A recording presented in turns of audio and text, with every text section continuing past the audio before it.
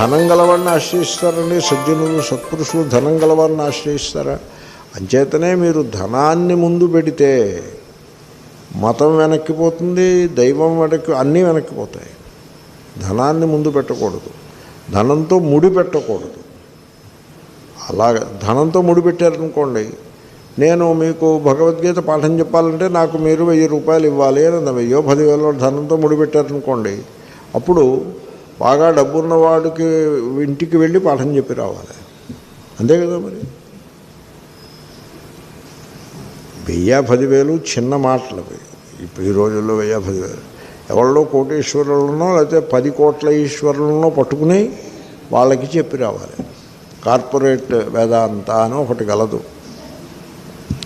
Corporate వేదాంత అంటే 5 star హోటల్లో కఠోపనిషత్తుపై పాఠము, లేకపోతే క్రూసులు ఉంటాయి. క్రూసులు ఇప్పుడు ఇండియాకు కూడా వస్తున్నట్టున్నాయి క్రమంగాను, అక్కడ వెస్ట్లో బాగా ఉన్నాయి. క్రూస్లో భాగవత సప్తాహము.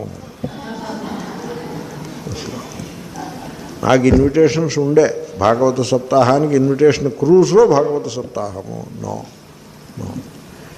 అలాగా మనము విద్యను, మన భగవద్గీతాది మనం సజ్జనులు, మీ వంటి సజ్జనులతో పంచుకోవాలి, కానీ ధనముతో ముడిపెట్టరాదు. ధనముతో ముడిపెట్టారంటే మీ సత్పురుషులు తమ స్థాయికి దిగిపోయినారని అర్థము. అది శ్లోకం.